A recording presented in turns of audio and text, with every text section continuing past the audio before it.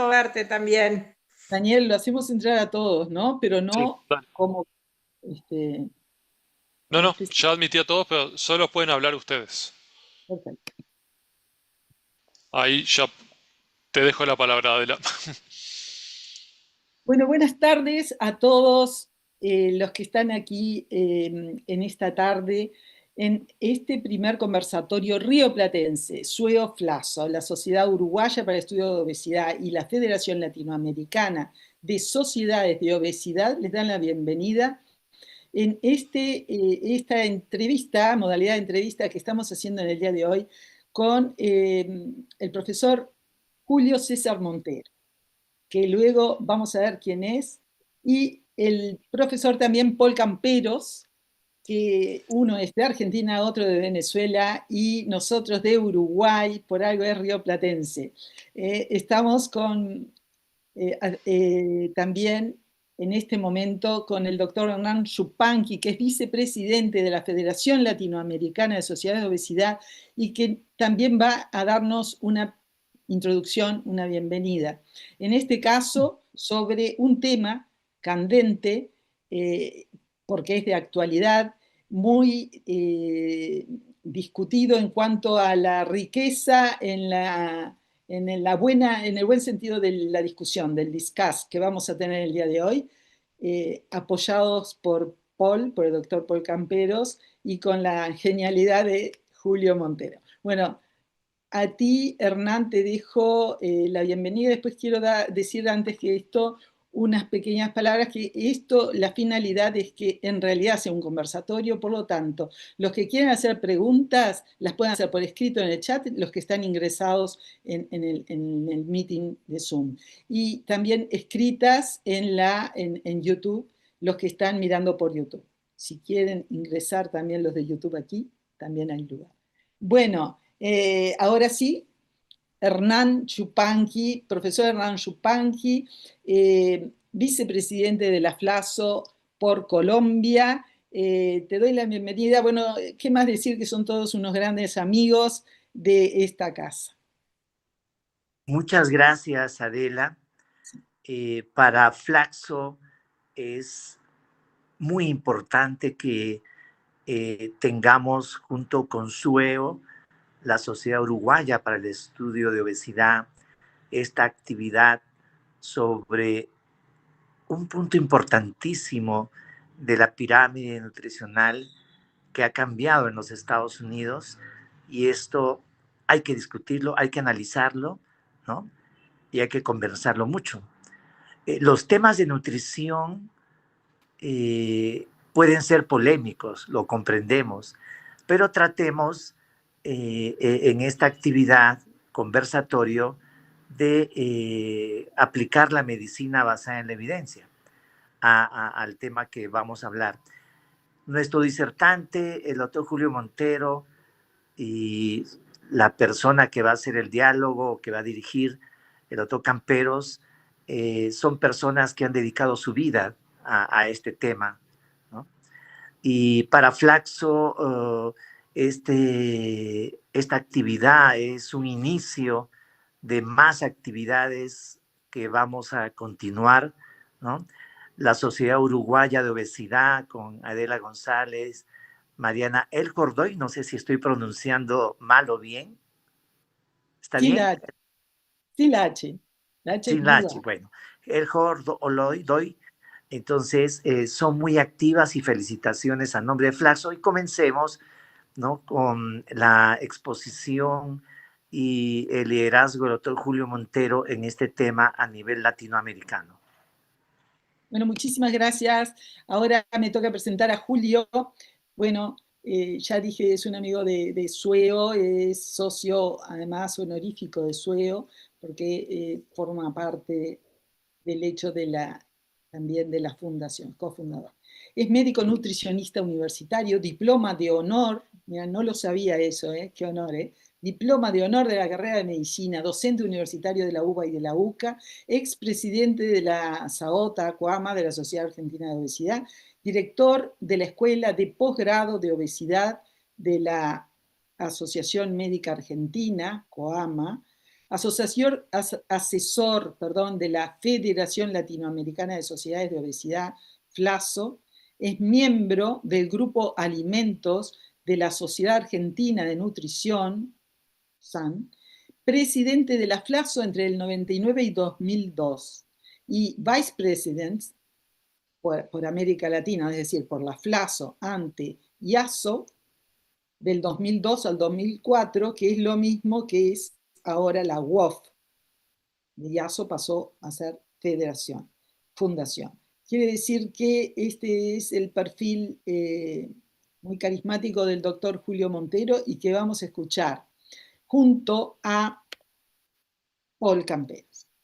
Profesor Paul Camperos es endocrinólogo internista, fellowship en neuroendocrinología, coordinador de la residencia de especialización en endocrinología, es director del programa de perfeccionamiento profesional fellowship de diabetes y metabolismo del servicio de endocrinología de la Clínica Médica de la Trinidad, expresidente ABESO, o sea, de la Asociación Venezolana del Estudio de la Obesidad, director de comunicaciones de la Junta Directiva de la FLASO, ex miembro del Comité Científico de la FLASO, es delegado al LAD para Venezuela, es editor académico de la revista científica de la Clínica Médica de la Trinidad, investigador clínico en tumores de hipófisis, diabetes y obesidad. Bueno, estos son los magníficos oradores que tenemos aquí, y va a ser auguro un conversatorio muy rico, y estoy expectante a que, como dicen, se arme de discuss, ¿no? Que empiece la función. Bueno, dejo de compartir para que empiece directamente. Buenas noches, Julio.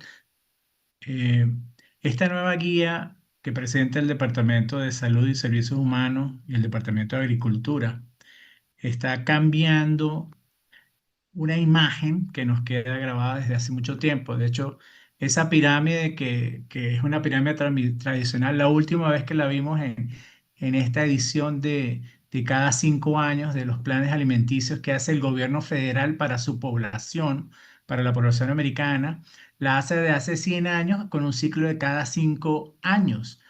Y cambia. La última vez que hubo una pirámide como la conocemos normal fue en el 2000.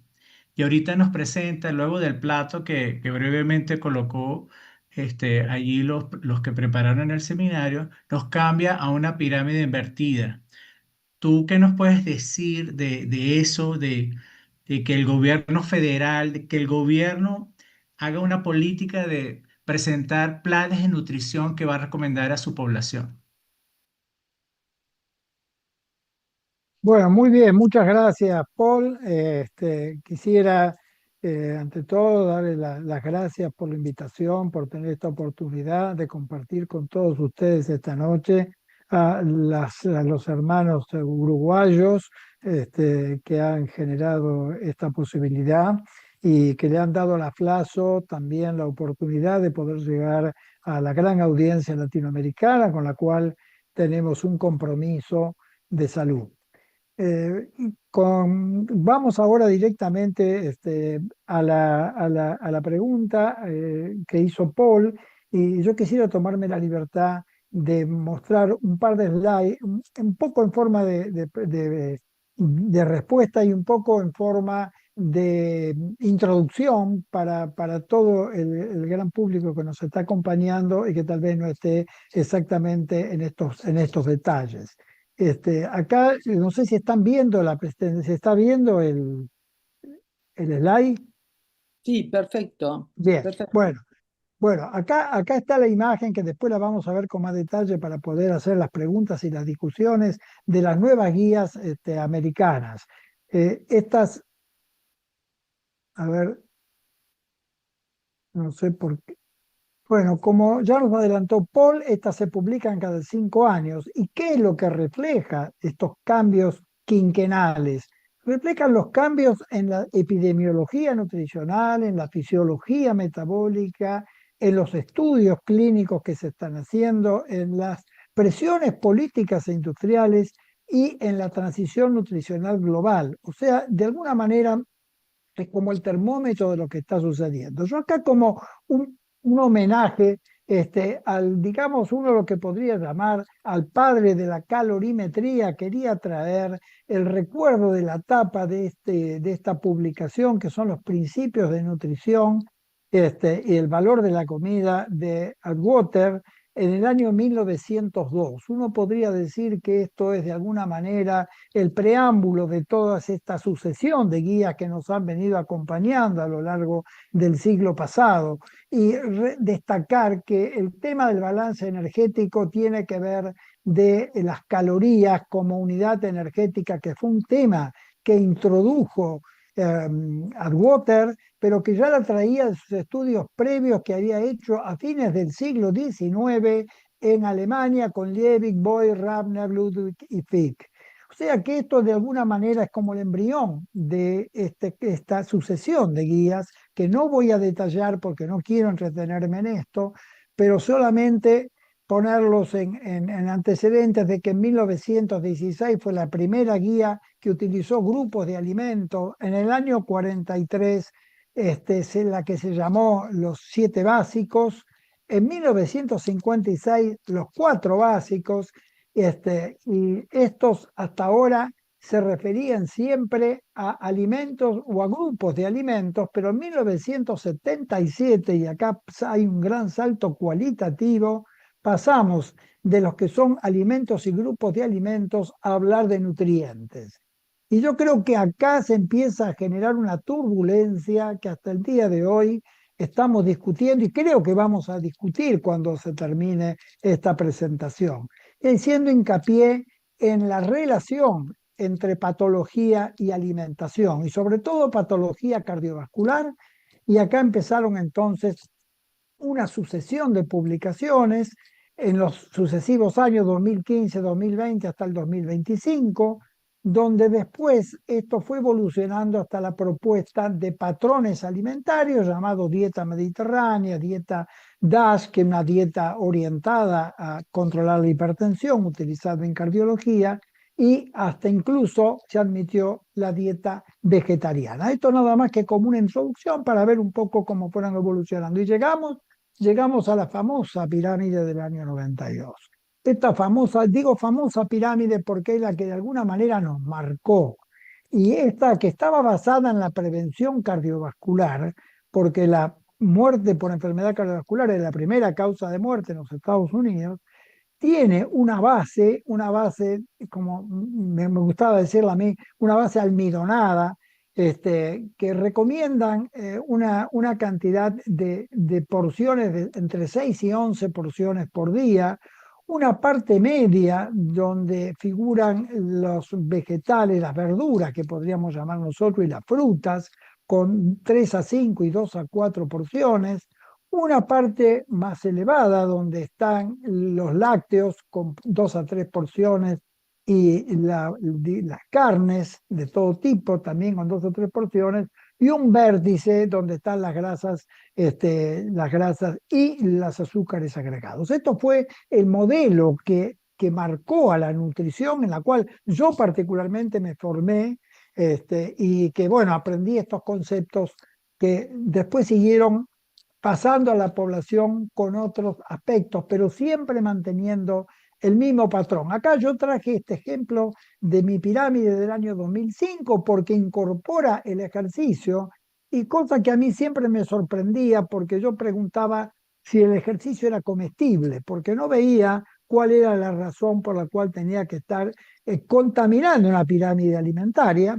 Así que bueno, siempre fue una pregunta que quedó pendiente la respuesta. Finalmente llegamos al plato saludable, que es la última publicación del Ministerio de Salud de Estados Unidos, que acá lo tenemos un plato dividido en cuatro sectores y un vasito de agua un poco afuera del plato, y también la prescripción de grasas agregadas también ocupando lugar afuera del plato y manteniendo, como siempre, la propuesta de actividad física. Yo no quiero hablar, no voy a hacer una crítica, pero sí hago una pregunta, porque cuando veo que en 3 sectores de este plato hay alimentos o hay grupos de alimentos y en un sector hay nutrientes, creo que están utilizando 2 categorías distintas.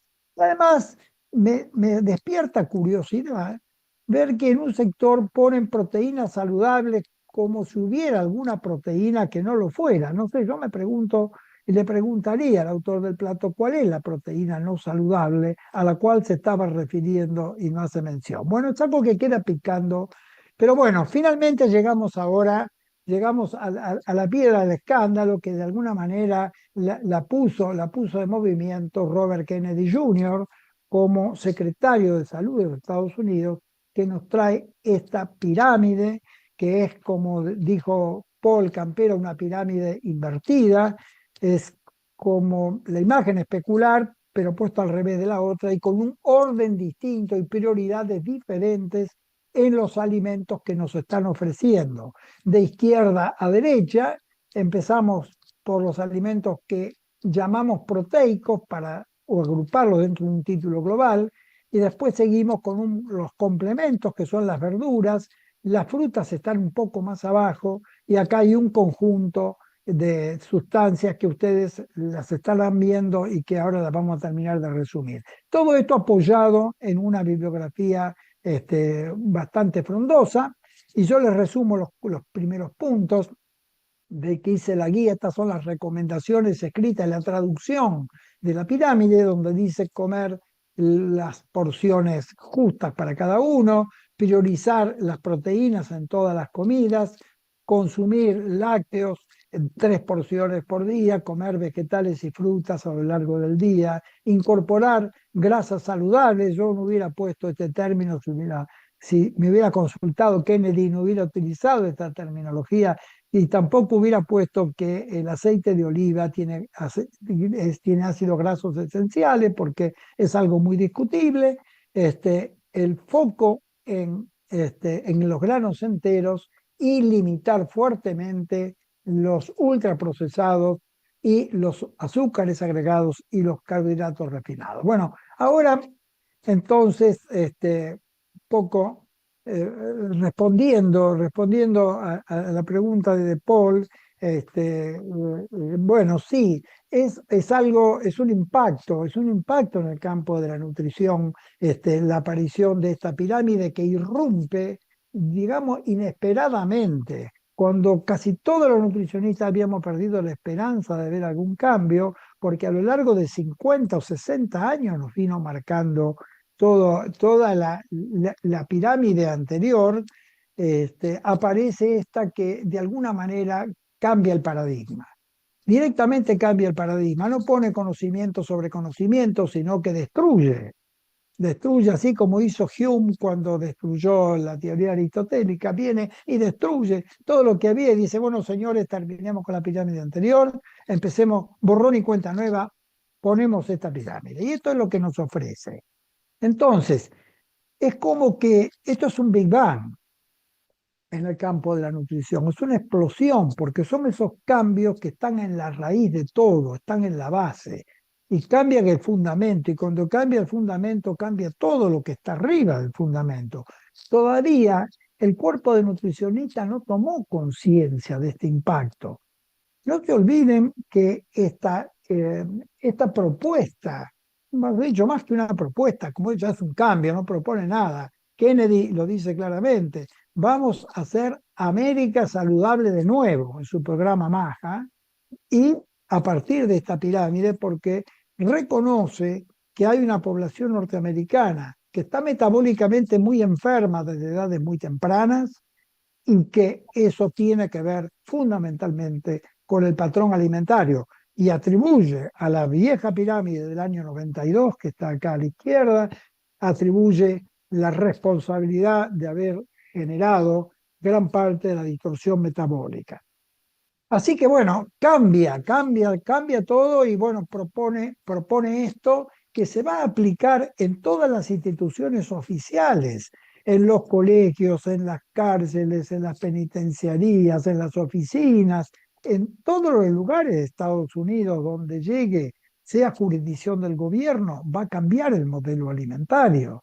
Y esto va de la mano con cambios en los subsidios, o sea que va a cambiar los mecanismos de producción, van a cambiar los mecanismos de comercialización, va a cambiar la propaganda, van a cambiar los subsidios, se van a dejar de subsidiar fertilizantes, se van a empezar a promover otras áreas de la economía. O sea que esto va a repercutir, va a ir generando un cambio mundial. No va a pasar en 3 meses ni en 6 meses, pero en unos años vamos a ver cómo va a cambiar el panorama. Bueno, no sé si de alguna manera esto, Paul, contesta esta primera pregunta que es muy general y pido disculpas por haberme extendido, pero creo que era importante hacer darle este marco a esta conversación.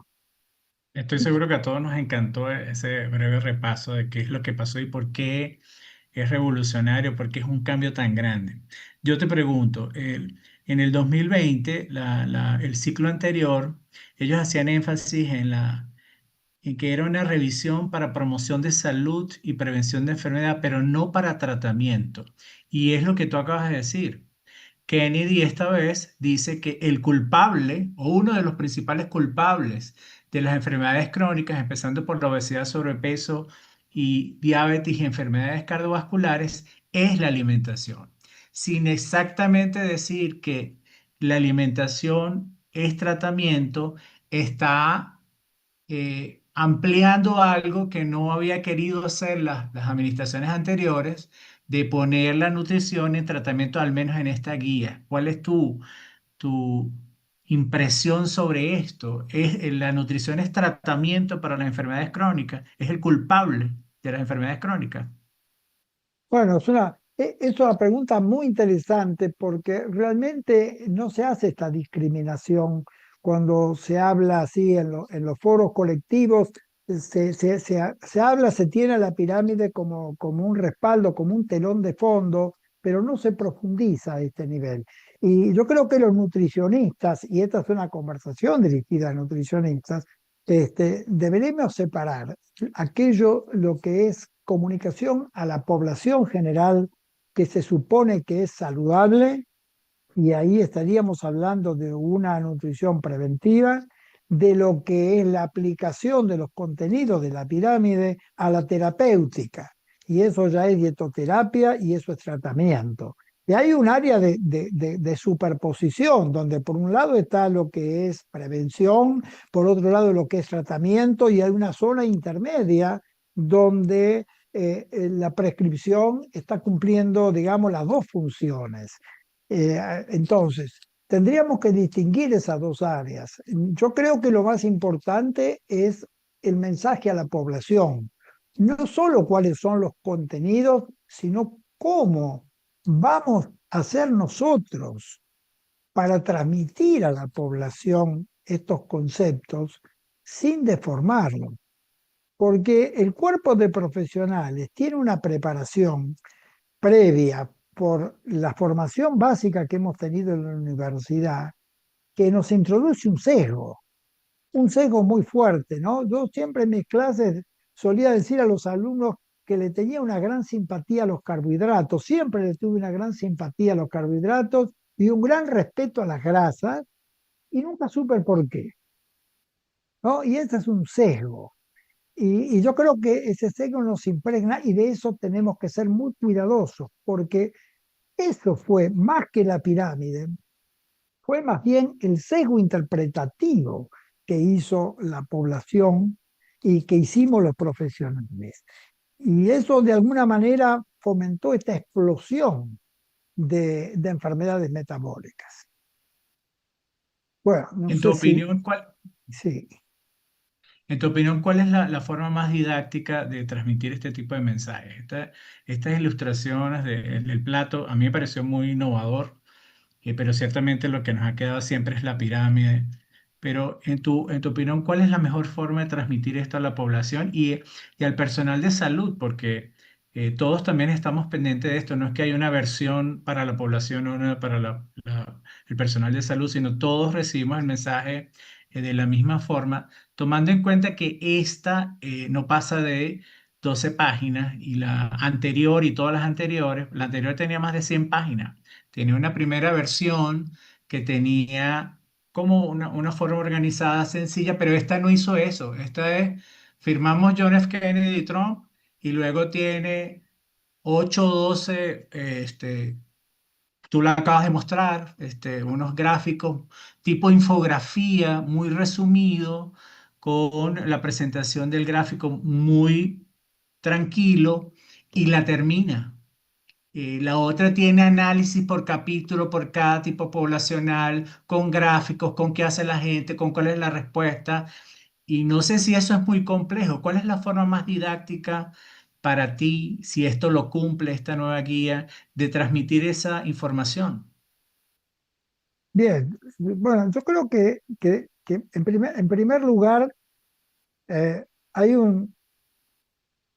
hay un componente, hay un concepto global que es lo que habría que no dejar de transmitir, porque después la forma de hacerlo es individualizado o está, digamos, sintonizado en forma más fina para cada grupo etario, para cada situación en particular. Pero lo que de ninguna manera habría que dejar de transmitir es el concepto global que abarca a toda la pirámide sin entrar en los detalles, ¿no? Sin entrar en los detalles de las discusiones secundarias.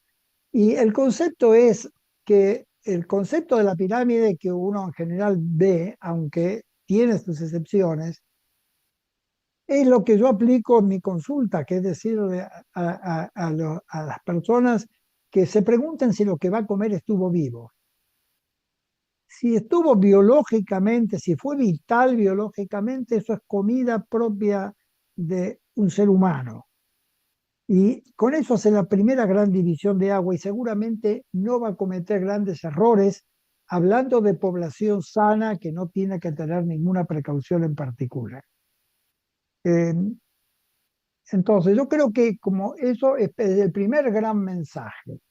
Y los brasileños, por ejemplo, en las guías brasileñas el primer gran mensaje es coma alimentos frescos, que de alguna manera también refleja el concepto de vitalidad. Eh, eh, este, eh, Michael Pollan, por ejemplo, que es también uno de los padres de este cambio nutricional, él lo suele plantear diciendo, no coma nada que no hubiera reconocido su abuela como alimento, ¿no? Digamos, son frases claves, ¿no? Que sin decir mucho dicen todo, y son fáciles de recordar, ¿no? Porque si no, entra en el detalle minúsculo de la discusión si es mejor la carne de pollo que la carne de vaca o la carne de pescado, y después de todas esas grandes conversaciones nada cambia por lo general. Y entonces me parece que ese es el primer gran paso. Discusiones o propuestas a nivel público. Después están las cuestiones de los médicos, que son nuestras discusiones internas, que es hacer sintonía fina y sacarle punta al lápiz, ¿no? Decir, bueno, esto cómo lo podemos mejorar, esto no está bien expresado, se podría expresar distinto, pero eso tiene que ver también con la región de donde sea esa población, porque también están todos los regionalismos contemplados en esta pirámide. Por eso que a nosotros nos gustó cuando producimos el título hacer como un doble enfoque, por un lado la pirámide y por otro lado contraproponer el sistema NOVA. Porque el sistema NOVA de alguna manera tiene una gran virtud que lo aleja, no mucho, no es que lo opone a la pirámide, pero la complementa maravillosamente. El sistema NOVA es aplicable en cualquier latitud del mundo. Aplica a todas las culturas y aplica a todas las pirámides regionales, aplica a cualquier cosa, porque es un concepto general que aplica a la alimentación. Entonces, ya no tenemos que ir seleccionando los alimentos, sino que Nova trabaja sobre lo que hay y mejora lo que hay en cada región. Y eso de alguna manera también clarifica mucho. Así que yo creo que esto es lo que podemos hacer hasta ahora y el cambio principal y lo que yo escuché de las críticas de nutricionistas se referían a que esta nueva pirámide prioriza y lo ven como un problema, y no explico por qué, prioriza a las proteínas de origen animal, y las críticas que he leído de las sociedades científicas en general, creo que son débiles y no son nutricionalmente sólidas. Son más bien, he visto muchas que se refieren a la gramática, he visto otras que se refieren a la forma de expresarlo y he visto otras que se refieren a condiciones culturales o sociales, críticas de ese orden. Pero estrictamente nutricionales he visto pocas. Y por eso me parece que es lo interesante para, para discutir acá en este foro, que somos latinoamericanos y que tenemos nuestros regionalismos y nuestras cosas en común y nuestras cosas diferentes también, ¿no? Julio, de los primeros párrafos dice que hay que comer comida real, que hay que comer comida de verdad. ¿Qué es comida de verdad? Y si es una comida real, ¿cuál es la comida que no es de verdad? Eh, el término de comida real se refiere a comida auténtica para la especie simio, a la cual compartimos junto con el gorila, el orangután, el chimpancé, y somos nosotros el cuarto simio, ¿no? Entonces, bueno, esa es la comida, el concepto de comida real, que es, yo lo resumo diciendo que son tejidos orgánicos que han tenido vida, y ese es como el mejor concepto que encontré para definirlo. Y me parece que eso es muy feliz, ¿no? Eso es una buena forma de comenzar la presentación de esta pirámide. Regresar a lo que tú estabas mencionando, de que lo más amplia cambia de cereales de grano entero a proteína y empieza con proteína de origen animal. La proteína de origen animal es la que debe representar la proporción más grande de las comidas. Dice el resumen, siempre piensa en la proteína en cada comida. Así es. Así es. Yo creo que eso es una propuesta que está fundamentada, está muy bien fundamentada casi a lo largo de 80 páginas en el respaldo de evidencia científica que presentan estas guías. Está meticulosamente detallada y muy bien fundamentada. Pero el concepto global es que en primer lugar, eh, el, el-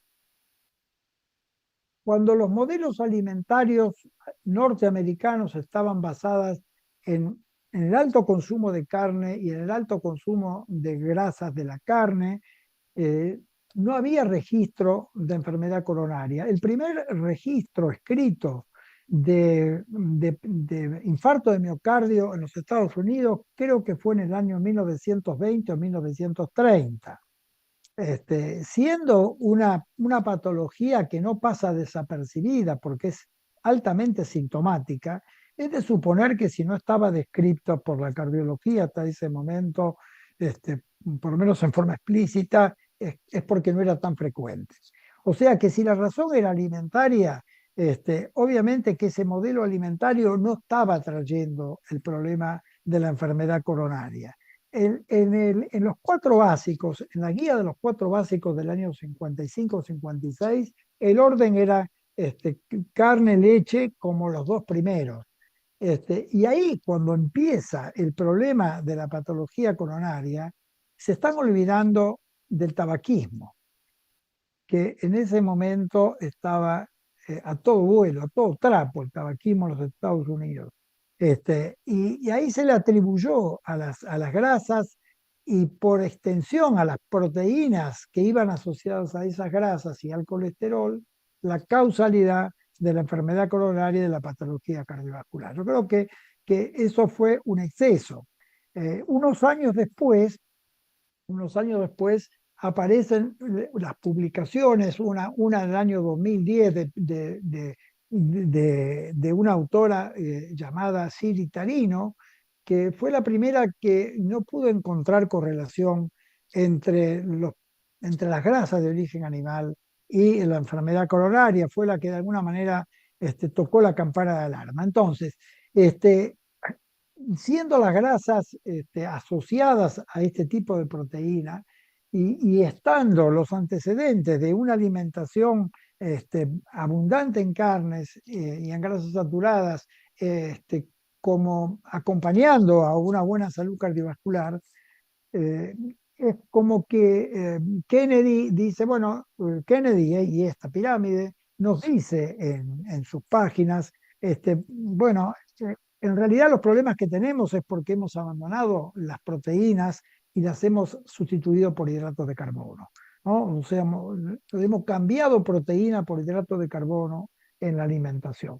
Y la proteína es la base del organismo. Los cuerpos, nosotros somos, ¿qué somos? Somos proteína y grasa. Somos una mezcla de proteína y grasa con cantidades mínimas de carbohidratos que cumplen funciones muy limitadas, pero estructuralmente somos proteína y grasa. Entonces, es como que parece lógico que la alimentación tenga una base proteico-grasa y que sea complementada con los carbohidratos como algo accesorio, pero no como lo prioritario, que era lo que planteaba la pirámide de 1992, donde se proponían entre el 50 y el 60% de las calorías en forma de hidratos de carbono, y eso obligaba obviamente a comer almidones y a comer azúcares, ¿no? Entonces, esa deformación es la que pretende ser corregida. Prioricemos las proteínas de origen animal, prioricemos la comida altamente nutritiva, eso va a provocar un mejor desarrollo somático, va a favorecer el desarrollo osteomuscular y va a ir en detrimento del desarrollo adiposo. Esto es un poco el planteo global que está haciendo la pirámide, ¿no? La nueva pirámide. Entonces, sí, yo creo que está bien orientado. Empecemos primero por lo más importante, por lo que no puede faltar, por lo que no puede faltar. Y después sigamos con lo otro. En esa barra más alta está de primero la proteína de origen animal en paralelo a la proteína de origen vegetal. Y en la redacción dice igual, ¿no? Proteína de origen animal y proteína de origen vegetal, que es con alta densidad nutricional. Pero la sensación que uno tiene es que es lo que tú acabas de decir, que se promueve más la proteína de origen animal. La proteína de origen animal es mejor para comer para los humanos que la proteína de origen vegetal. Sí, sí, sí, sí, por supuesto. Por supuesto, sin ninguna duda. Uno va a encontrar lo que necesita en un alimento que se le parece. O sea, es mucho más lógico encontrar las proteínas que necesitamos los humanos, si se me permite el término porque es un poco fuerte, en el canibalismo, que en una especie que no se parece en nada. O sea, entonces, en los tejidos animales es donde vamos a encontrar la mayor parte de los nutrientes que forman nuestros propios tejidos, es la mejor fuente, la fuente más directa. Así que me parece que eso es muy claro. Y las proteínas vegetales, bueno, las proteínas vegetales pueden ser un complemento, pero yo creo que es muy difícil sustituir las proteínas animales con proteínas vegetales, no solo por las proteínas, sino por todo lo que acompaña a esa proteína, las otras sustancias que acompañan a ese tejido. Porque nosotros hemos hecho lo que Screening llama el nutricionismo, o el hipernutricionismo. Hemos sobrevalorado los nutrientes y hemos construido un discurso en base a nutrientes, sin olvidarnos que esos nutrientes estaban contenidos en alimentos que además de esos nutrientes tenían otros componentes. Y uno de los argumentos que da la guía es los estudios que demostraban o que insinuaban que las grasas saturadas tenían relación con la enfermedad cardiovascular. Eran estudios en donde se mezclaban grasas trans con las grasas saturadas. O sea, esos estudios incluían en el tejido, en las grasas incluían las grasas trans. Incluso uno de los párrafos de este fundamento científico en la guía dice, tal vez las grasas saturadas tengan una correlación negativa con enfermedad coronaria que está enmascarada por la contaminación con grasas trans. Y habrá que hacer estudios mejor diseñados para ver el verdadero efecto. Cuando uno piensa en el estudio PREDIMED, que es prevención cardiovascular con dieta mediterránea, en donde se tomaron 3 grupos, para los que no lo tienen muy presente, se tomaron 3 grupos de españoles que hacían alimentación mediterránea, que ya lo hacían porque viven en el Mediterráneo, y a un grupo se le ofreció, se le prescribió dieta mediterránea más aceite de oliva,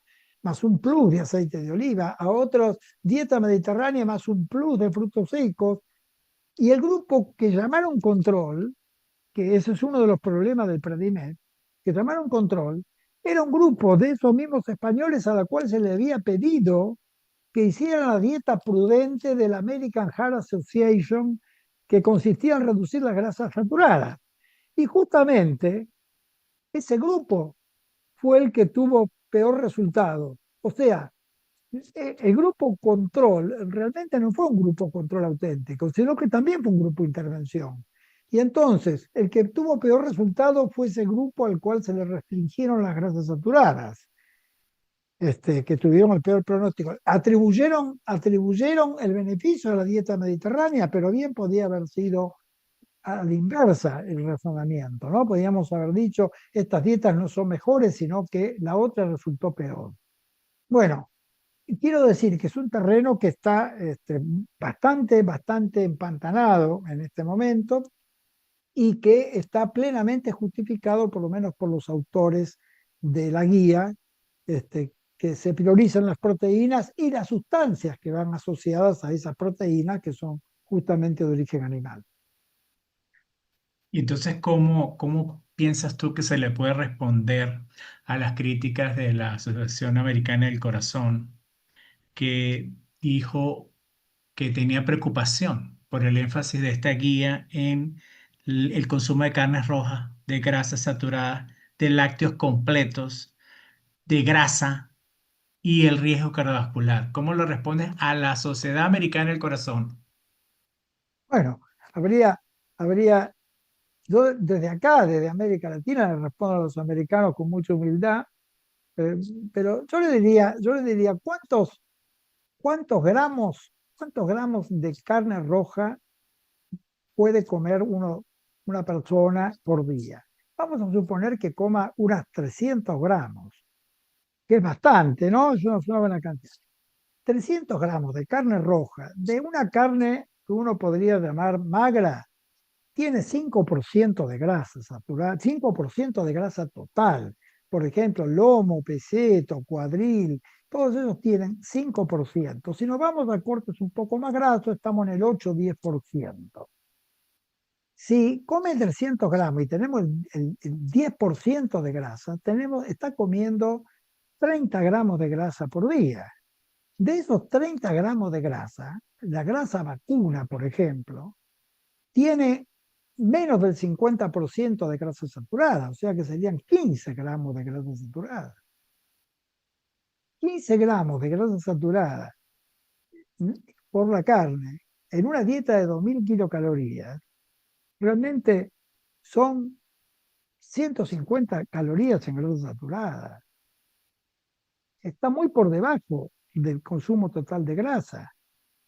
O sea que es muy difícil que pueda llegar a superar el 10% de la grasa saturada, que es lo que recomiendan las guías americanas. O sea que es más bien una fantasía que una realidad. Si vos me dijeras a qué le pondría un poco de observación, eso sí sería los quesos, porque los quesos tienen bastante más, pero no a las carnes. Las carnes y los huevos yo creo que no mueven el amperímetro en forma significativa y mantienen la grasa saturada por debajo del techo que ya ha puesto la Sociedad Americana del Corazón. Entonces, uno podría decir, bueno, podrían entonces comer aún menos. Bueno, sí, podrían comer aún menos, pero ellos pusieron el límite del 10% o del 7% y con esto no se va a mover mucho el amperímetro, ¿no?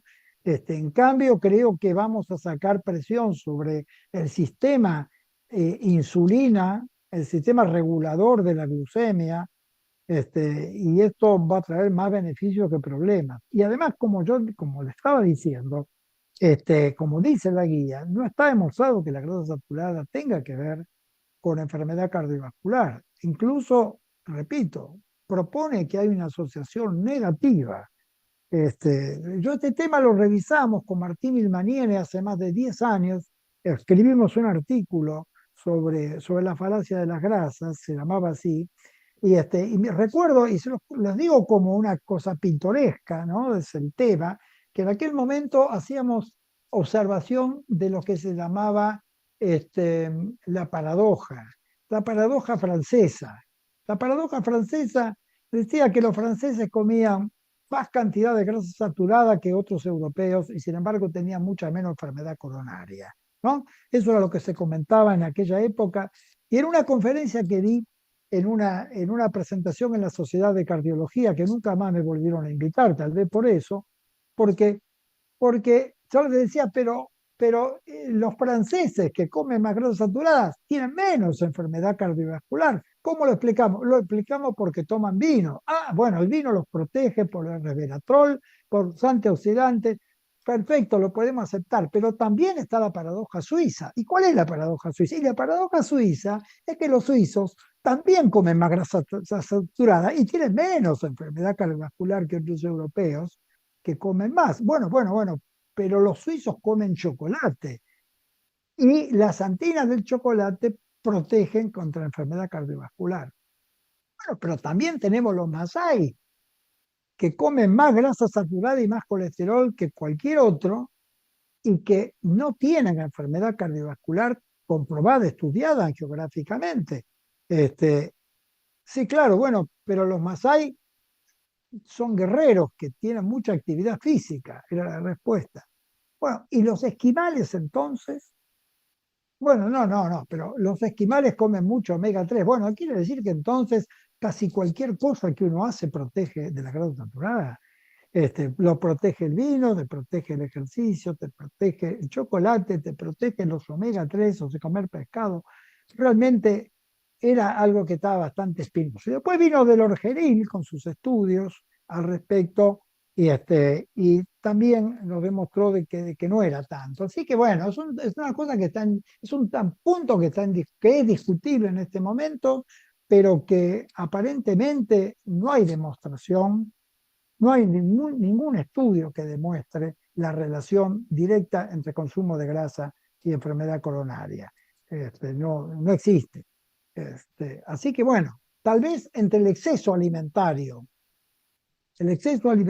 podría ser, pero el exceso alimentario de cualquier cosa. Cuando se recomienda 1,2 a 1,6 gramos de proteína por kilogramo de peso, estamos aumentando lo que era el rango que se sugería para proteína en el día, o es el mismo valor, y qué opinión te merece esos rangos de consumo de proteína.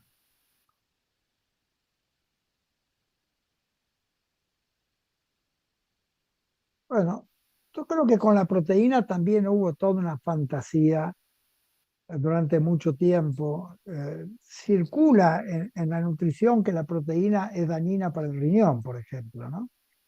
Pero hablamos de riñones sanos, porque esta no es una pirámide nutricional para terapéutica. Esta es una pirámide nutricional para población sana. Entonces, la pregunta es, ¿hay alguna publicación que demuestre que hay patología renal provocada por consumo de proteína? No, que yo conozca, no. Si uno ingresa a la página de riñón de la Sociedad Americana de Riñón, dice claramente que no, que las proteínas no producen daño renal, ¿no? Ahora, si el riñón está enfermo y produce una sobrecarga, ya es otra cosa, pero eso es en patología. Así que yo no le veo inconveniente a aumentar la cantidad de proteína en la alimentación. Eh, Hay poblaciones que hacen una alimentación muy proteica espontáneamente a través de siglos y siglos, como son los esquimales. Es una alimentación proteico-grasa y no hay ninguna enfermedad que pueda ser atribuida al consumo de proteínas. Así que yo no lo veo. El síndrome del rabito, síndrome del rabito fue publicado en New England en el año 1928, que se llamaba así porque era cuánta proteína tenía que comer un humano para tener intolerancia. Y parece que la capacidad de desaminación hepática se empieza a producir cuando la ingesta supera los 3 gramos por kilo de peso por día. Entonces ahí el hígado no tiene capacidad de desaminar y se empiezan a generar en la sangre, empieza a circular compuestos aminados que son mal tolerados por los humanos. Pero 3 gramos, estamos en niveles mucho más bajos.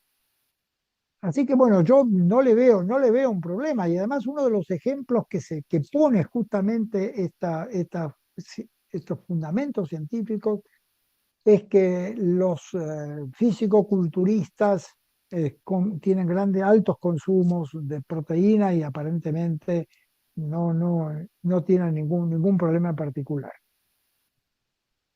La guía promueve el consumo de grasa saludable. Tú ya lo mencionaste un poquito. Y menciona lácteos completos, nada desgrasado, mantequilla, aguacate, aceite de oliva y sebo de res o grasa de res. Y dice en contra de la recomendación del 2020 que no usemos aceites de semilla, que usemos solamente aceite de oliva. ¿Por qué se hizo esa recomendación? ¿Cuál es la evidencia de eso? Bueno, acá hay una cosa muy interesante, muy buena pregunta. Este, yo creo que mucha culpa atribuida a la grasa saturada la tienen los omega 6. Los omega 6 son estos. Acá hay un tema también de beatificación. Se ha santificado a los ácidos grasos poliinsaturados.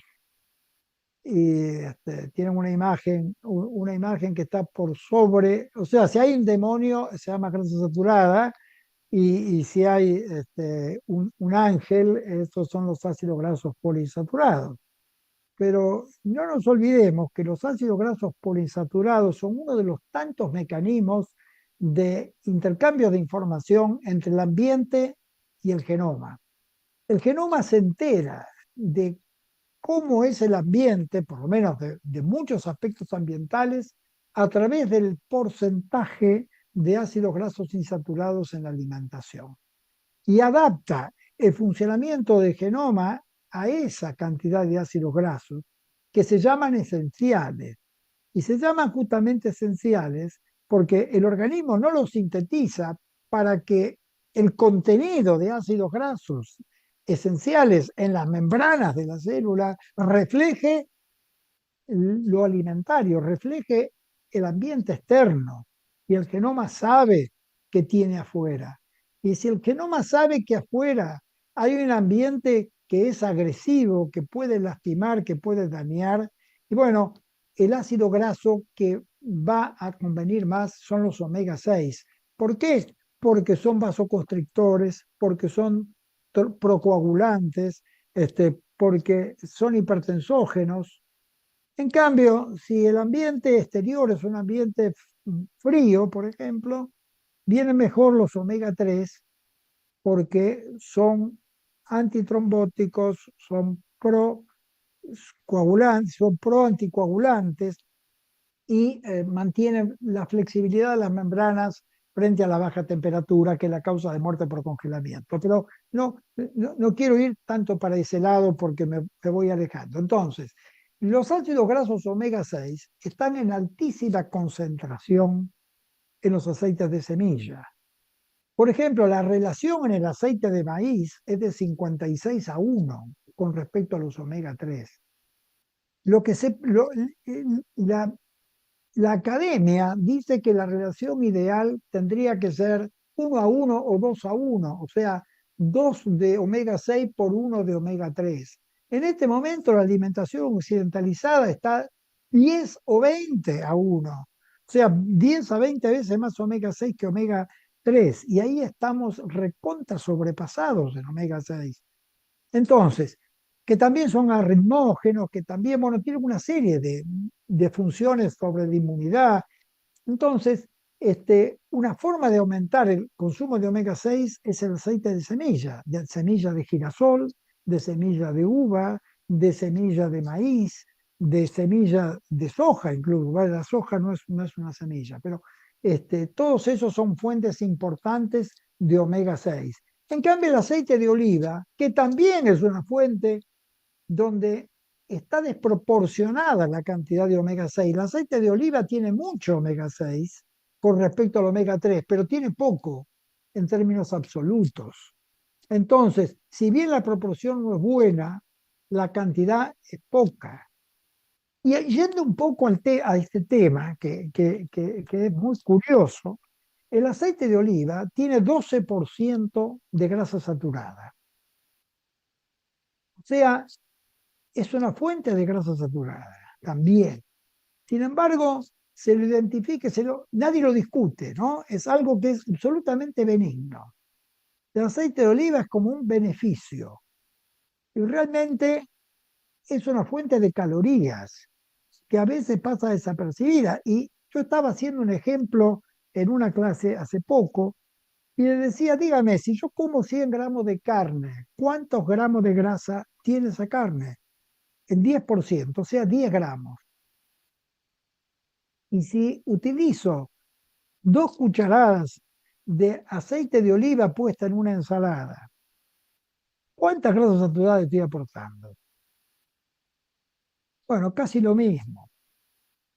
Entonces, un poco los nutricionistas nos pisamos la cola, porque hacemos nutricionismo, o sea, hablamos de una parte de la historia, en lugar de hablar del conjunto. Y nosotros tenemos que pensar en efectos de conjuntos. Y con esto cierro, porque no me quiero estirar demasiado, pero hay un estudio muy interesante en el cual a un grupo de ratones a 3 grupos de ratones se le da de tomar alcohol. Pero a uno se le da el alcohol con omega 6, a otro se le da alcohol con manteca y a otro se le da alcohol con, ¿con cuál era la otra? Con otro ácido graso que no era ninguno de los dos, con otro componente que no era ninguno de los dos. Bueno, el único que hace hígado graso y cirrosis es el que consume el alcohol con el omega 6, junto con omega 6.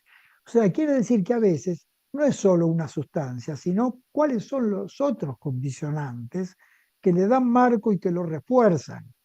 Por eso que a veces cuando analizamos todo a partir de un solo componente, después empezamos a tener a los que nos faltan respuestas, porque lo que funcionan son los conjuntos. Por eso que es muy bueno hablar de alimentos en lugar de hablar de contenido de los alimentos, porque obviamente están fuera del programa biológico. Cuando uno habla aisladamente del nutriente, está fuera del programa biológico, está hablando en un pizarrón, no está hablando en un organismo. Bueno, no sé si esto de alguna manera responde un poco tu interesante pregunta. Este, Voy a regresar a los vegetales y de la proteína de origen vegetal, a pesar de que ya lo dijiste algo.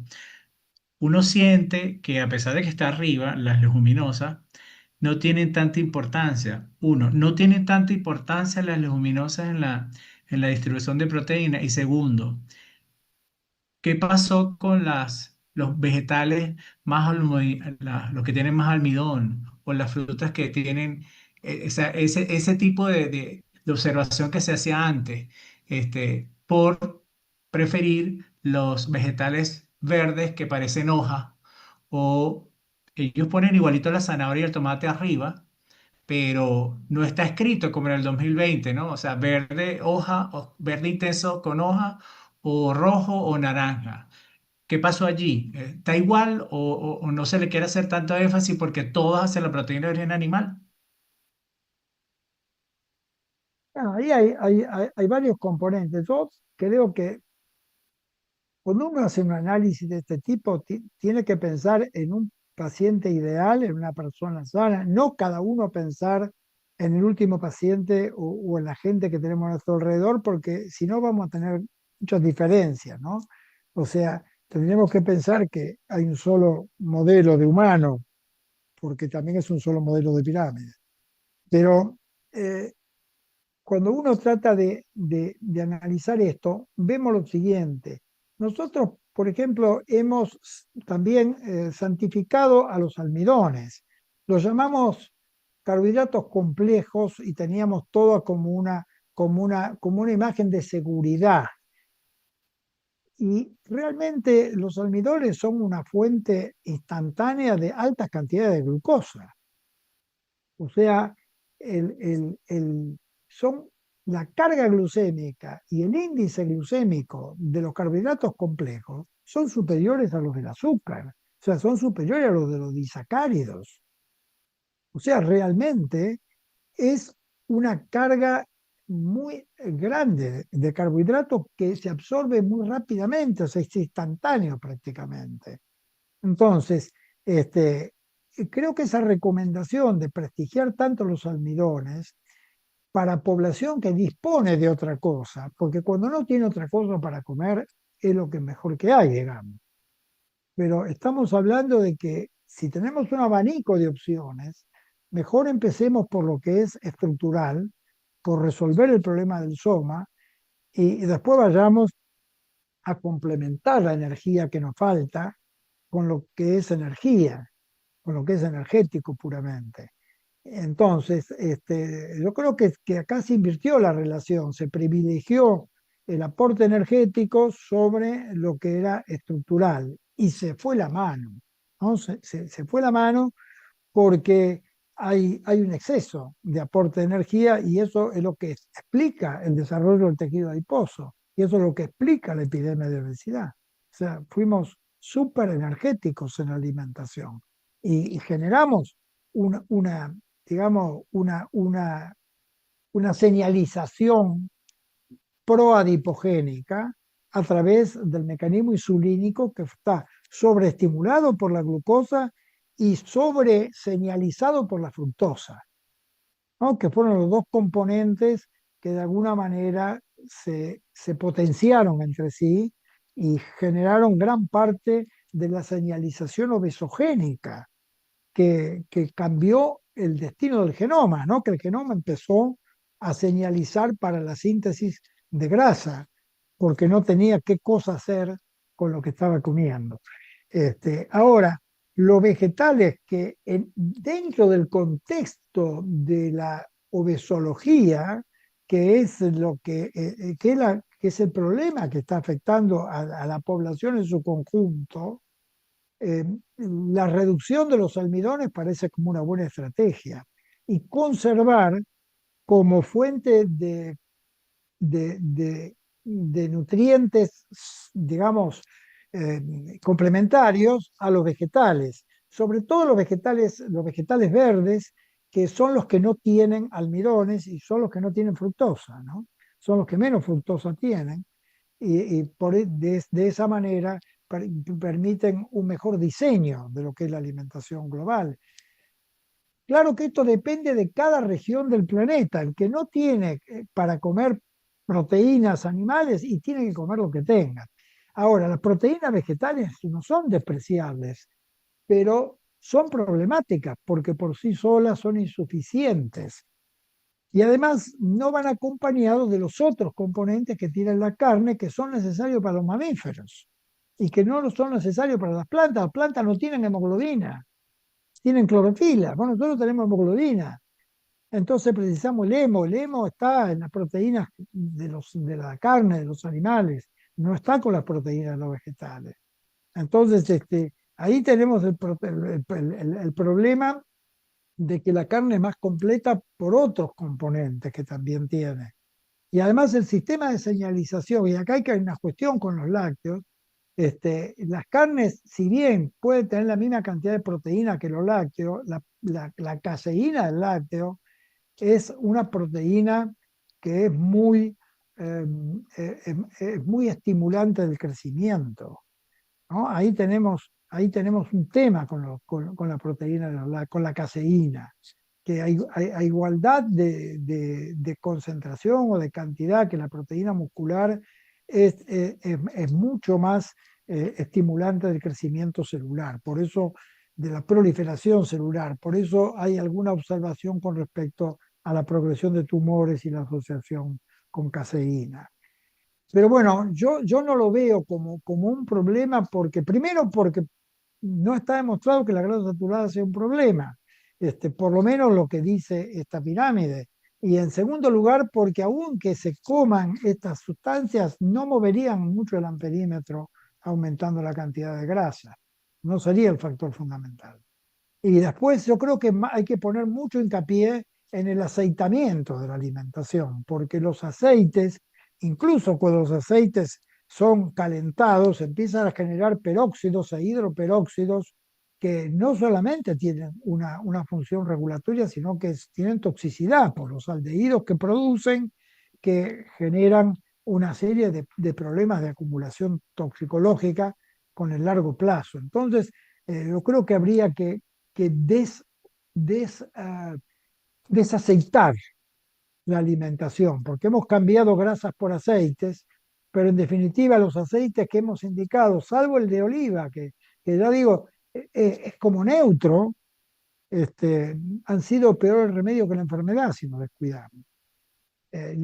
Cuando hay los estudios de William Lange sobre grasas omega 3, que él trabajó mucho en este tema, él hizo cuál es la concentración de omega 6 en las células de las distintas poblaciones y demostró que la concentración de omega 6 intracelular en los tejidos de los habitantes de Quebec, de los habitantes de Estados Unidos y otras poblaciones que estudió, era proporcional a la enfermedad, a la incidencia de enfermedad coronaria disparada por la cascada araquidónica que se produce en el proceso de elongación de los omega 6.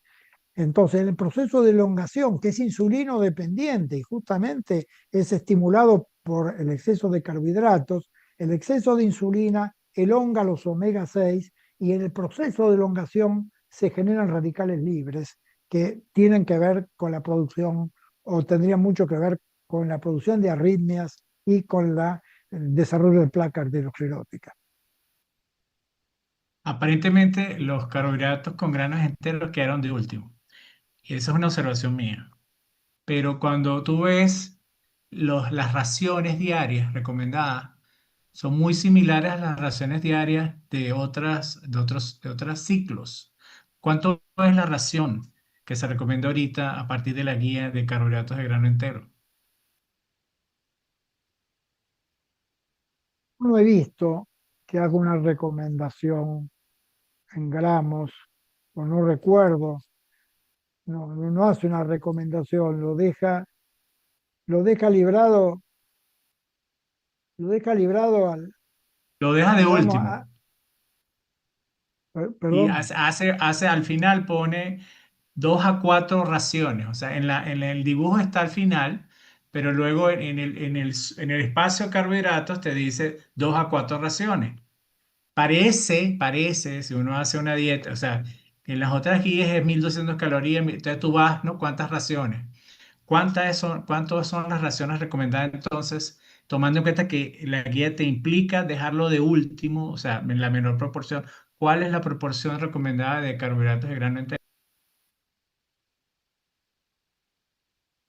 Yo no haría una recomendación eh, fija. Esa recomendación la reservaría para dietoterapia, no para alimentación espontánea.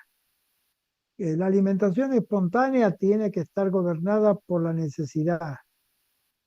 O sea, hace muchos años, 1920 y algo, una pediatra norteamericana eh, quiso contestar esa pregunta dándole, ofreciéndole a un grupo de niños de entre 3 2 3 4 años platos con distintos alimentos y dejando que ellos eligieran espontáneamente la combinación que querían hacer. Que cada uno comiera de acuerdo a sus gustos, llamémosle así, de acuerdo a sus gustos.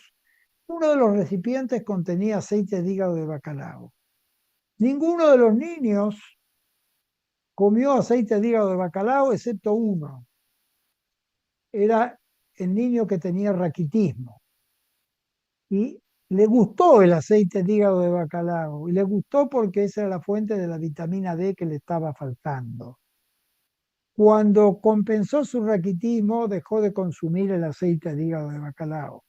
O sea, yo creo que nosotros hemos empañado el instinto y el instinto o el gusto es el mejor radar para satisfacer nuestras necesidades. Entonces, ante una propuesta global a la población, yo le diría, bueno, si usted tiene posibilidad de acceder a esto, coma lo que le dé la gana, ¿no? Dentro de esta buena calidad alimentaria, que es lo que propone la pirámide. Todo alimento de buena calidad, alimento real, que interactuando con el alimento real posiblemente no va a tener ningún problema de salud si responde a sus necesidades. Ahora, si se va a enfrentar con ultraprocesados y ahí responde a sus necesidades, bueno, ahí sí va a tener un problema, porque el ultraprocesamiento ha desacoplado el valor nutritivo del valor hedónico, ha roto ese equilibrio. Y entonces ya la sensación de placer, ya la gustosidad que genera en el consumidor es una gustosidad que no refleja la composición alimentaria. Y eso es lo que lleva a una alimentación distorsionada. Por eso que yo diría que no podría decir cuál es la cantidad, sino que diría que satisfaga sus necesidades de acuerdo a a lo que su cuerpo les pida, que seguramente va a ser, va a ser la mejor reposición que puedan hacer, la más personalizada. Me quedan dos preguntas, porque yo sé que hay gente que quiere preguntar en el chat. La primera es, ¿qué impacto va a tener hacer esa recomendación de no tintes derivados del petróleo, no edulcorantes, no azúcar, nada que diga osa? Y pareciera que es un poquito más blando con el alcohol, que en vez de antes no más de 2 raciones por hombre y una por mujer, pues baja el consumo de alcohol. Y por otro lado, ¿qué opinión te merece este pequeño apartado de salud digestiva, estimulando la utilización de yogur fermentado, kefir, soya fermentada, todos estos productos fermentados para aumentar los probióticos y dar un elemento de mejorar la microbiota?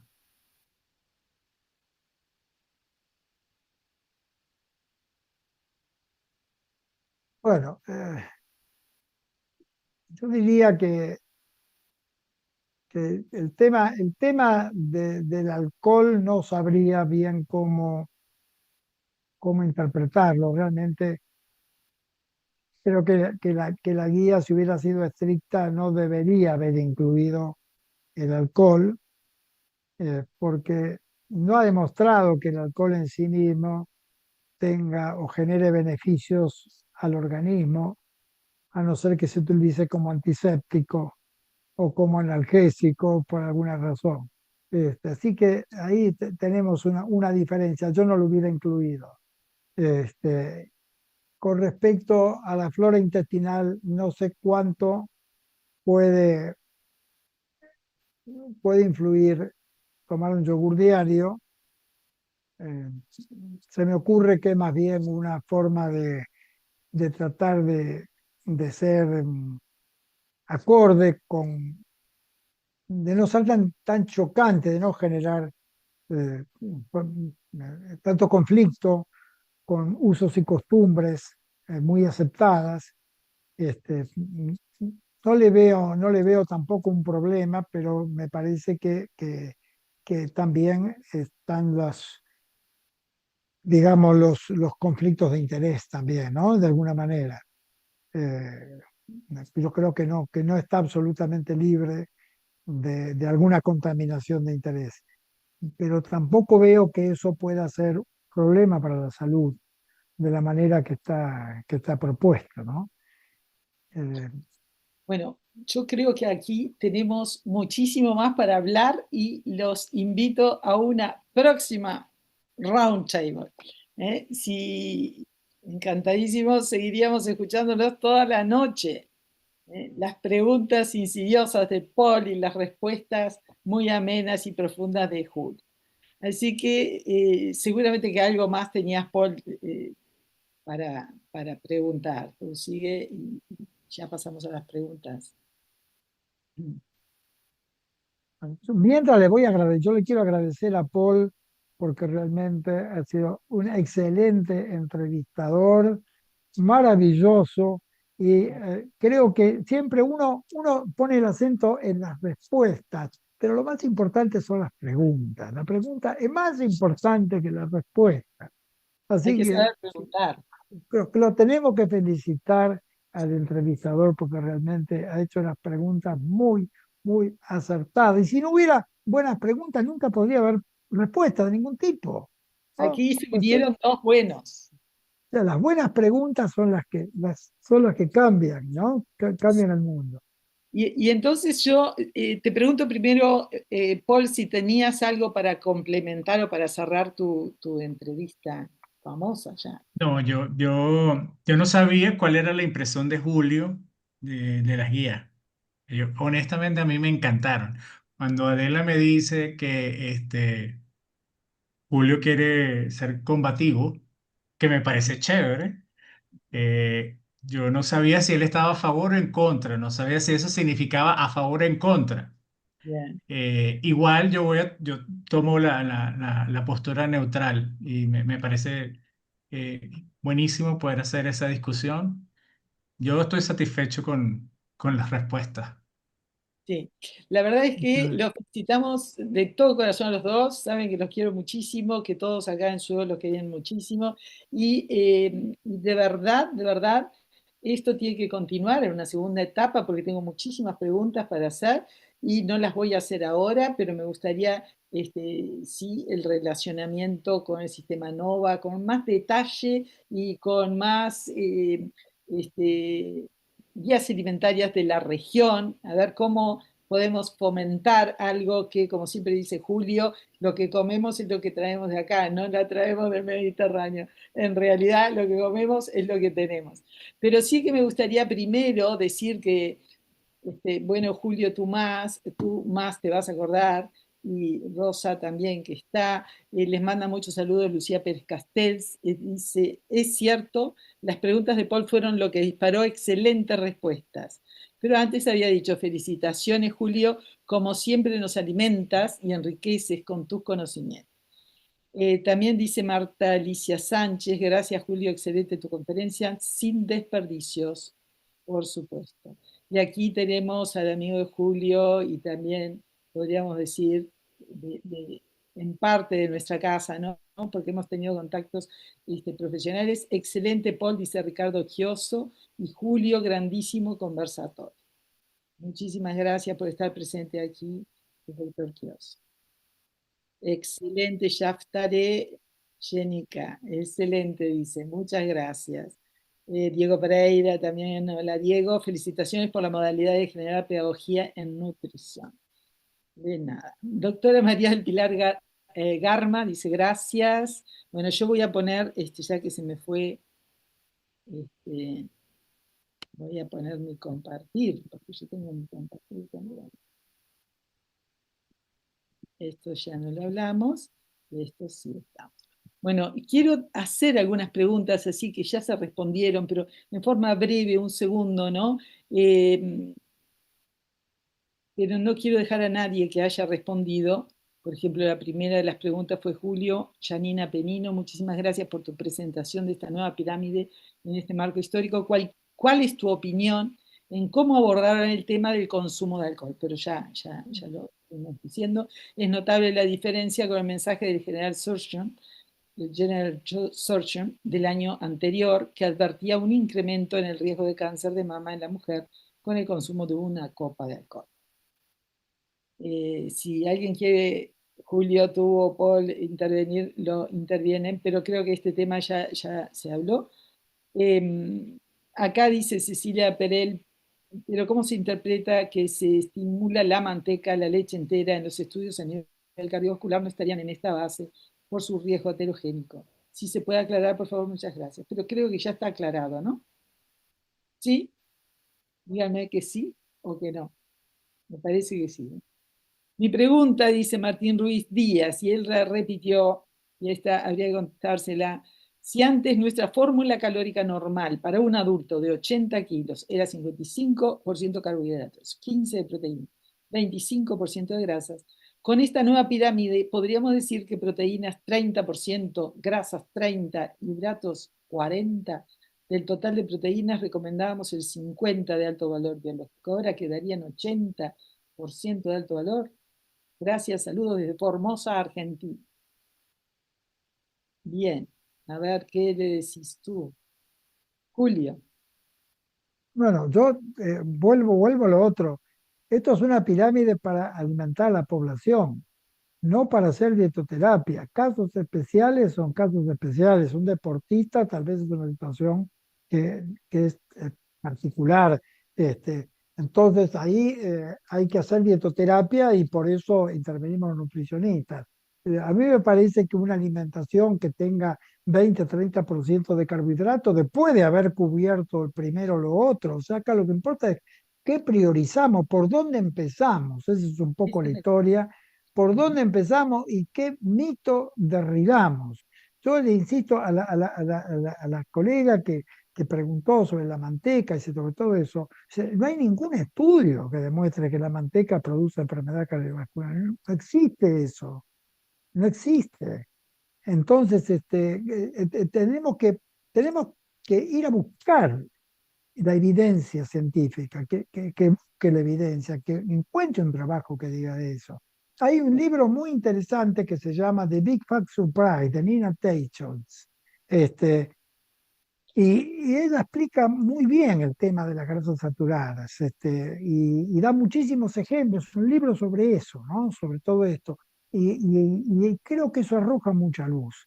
Creo que nos hemos hecho una película con el tema, con el tema de esto. Después, sobre el tema del colesterol alimentario, con el tema del colesterol alimentario, yo tengo algunas cosas que pueden ser un poco graciosas si no fueran patéticas, pero la mejor forma de inhibir la síntesis de colesterol es comerlo. O sea, las estatinas son prestigiosas porque inhiben la síntesis, inhiben la HMG-CoA reductasa. Bueno, el colesterol alimentario también inhibe la HMG-CoA reductasa.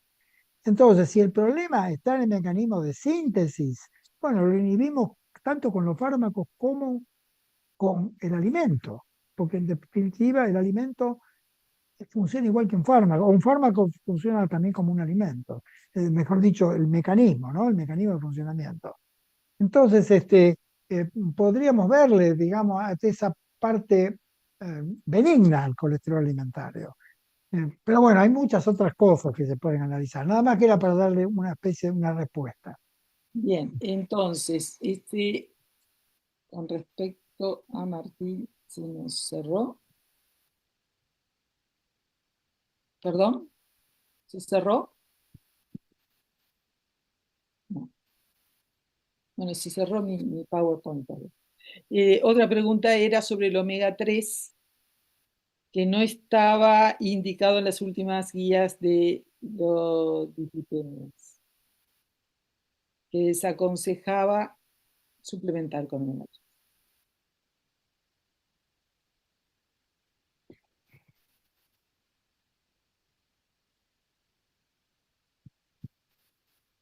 Julio, la pregunta era si usar omega 3, si hay que suplementar con omega 3. Esa es la pregunta No, del chat. no, no, no, no, no, no. La pregunta en Yo diría realidad que no, no, suplementar era que no. estaba desaconsejado. Estaría bien recomendar eso, perdón. Es así. Estaría bien recomendar, pero después dice otra persona, en la nueva guía de lípidos desaconseja suplementar. Creo que nosotros tenemos una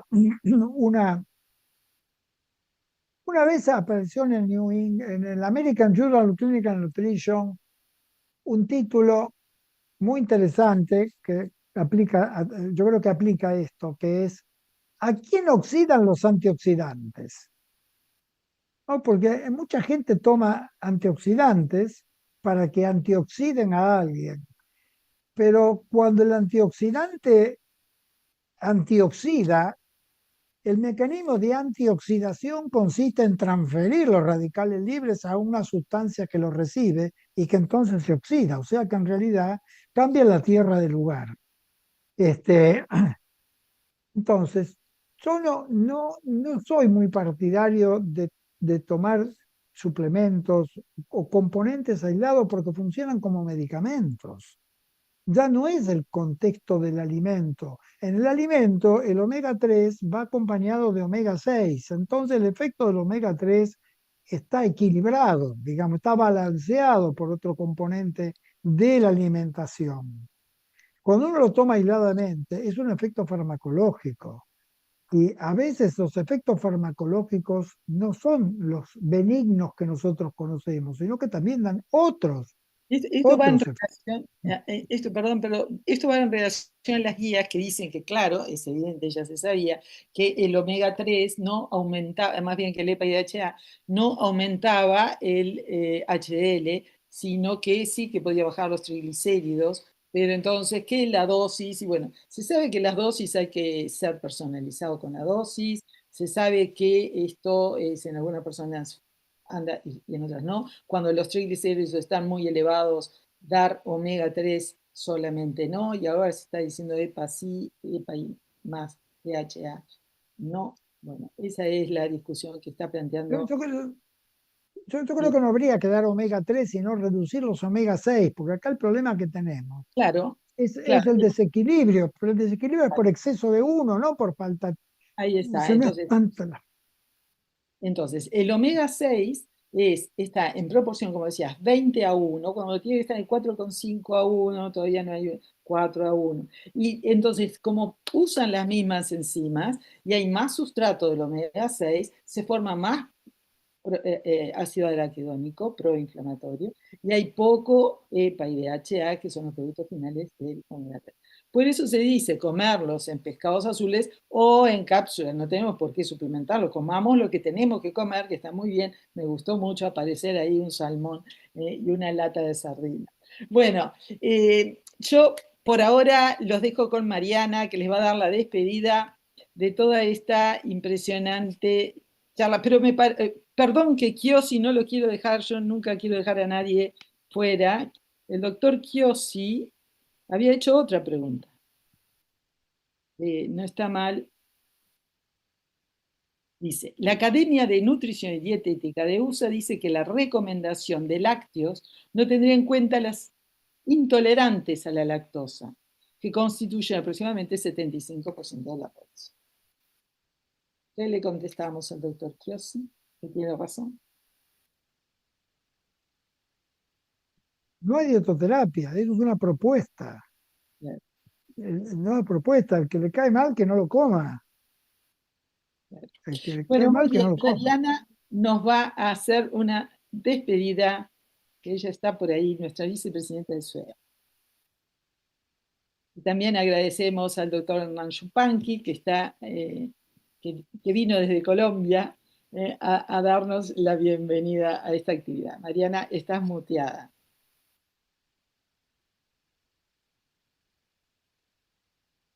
Estás muteada, Mariana, si querés te saco el muteo yo.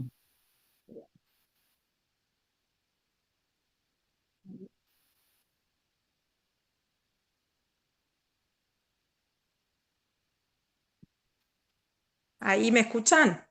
Perfecto. Ahí va, bárbaro. Bueno, buenas noches a todos. La verdad que un placer escucharlos. Creo que la idea de Adela fue extraordinaria y con estas dos personas muy queridas sin duda por nosotros, un excelente una excelente batalla realmente, que a mí por lo menos me mantuvo súper enganchada todo el tiempo y era cómo vamos a hacer para terminarla.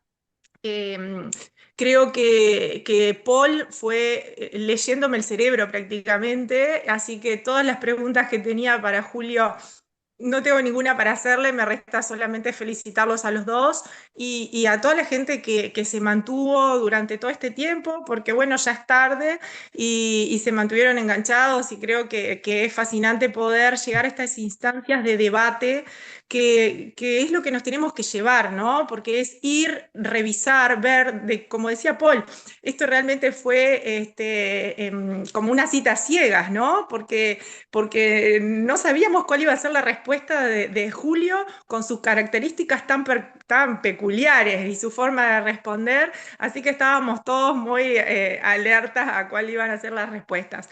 Estoy totalmente convencida de que esto va a generar lo que tratamos siempre de transmitir, que es ir a informarnos para tener las mejores herramientas para transmitir a nuestros pacientes. Y otra de las cosas que se ha reiterado durante toda esta charla es que tenemos que aprender a individualizar y a separar de lo que son guías poblacionales o cosas más generalizadas a las que son para pacientes individuales, porque eso también ahora con todo lo que tiene que ver con la información masiva que tenemos, es que el paciente también tiene acceso a la información y va a preguntar o va a empezar a autosuplementarse o a autorregular su alimentación y nosotros somos quienes tenemos que tener las respuestas, por lo menos estudiadas, analizadas y también ir desde la sencillez a poder decirle al paciente eso lo tengo que revisar, ¿te parece que lo hablemos en la próxima consulta? Porque no tenemos por qué saber todo, tenemos que sí tratar de estar actualizados y también tenemos que poder ir a esos referentes o a esas personas que quizá trabajan en un tema puntual, como puede ser, por ejemplo, en un paciente vegetariano, en una embarazada, en un niño con determinada trastorno metabólico. Creo que me llevo eso y bueno, seguimos en lo que es la era del cambio, porque hemos pasado por todas las instancias. Y nos pasa en todo, porque el niño antes dormía boca abajo, después dormía boca arriba, después dormía de costado y después no sabemos cómo poner al niño. Así que eso nos va a pasar en todo. En todos los campos de la vida. Así que bueno, tenemos que nosotros también ir viendo desde nuestra investigación y nuestra experiencia con qué nos quedamos y obviamente siempre basándonos en lo que tiene que ver con la evidencia científica. Así que, como les decía, no me resta más que felicitarlos y agradecerlos y también felicitar a SUEO en general, que estamos acá para seguir y bueno, vamos a traer pronto las propuestas para este año. Así que bueno, les mando un beso grande. Vi que está Jénica, vi que está Lucía, así que un abrazo para ellas también, para Mariel, que bueno que siempre estamos trabajando juntas. También quiero un minuto agradecer al Colegio Médico del Uruguay, que siempre está apoyándonos en estas actividades científicas mensuales y vamos a ir continuando este trabajo con ellos. Así que ya estoy obligando a Julio y a Paul continuar una second part de el próximo mes. ¿Les parece bien la oferta? A darle un respiro, pobre. Pero bueno, sí que queda un compromiso para el año. A ver la agenda, un mes. En un mes seguimos la segunda parte. ¿Puede ser? Bueno, después les avisamos a todos. Lo vamos a mantener informados. Bien, adiós, adiós. Muchísimas gracias. Muchas gracias a todos por asistir.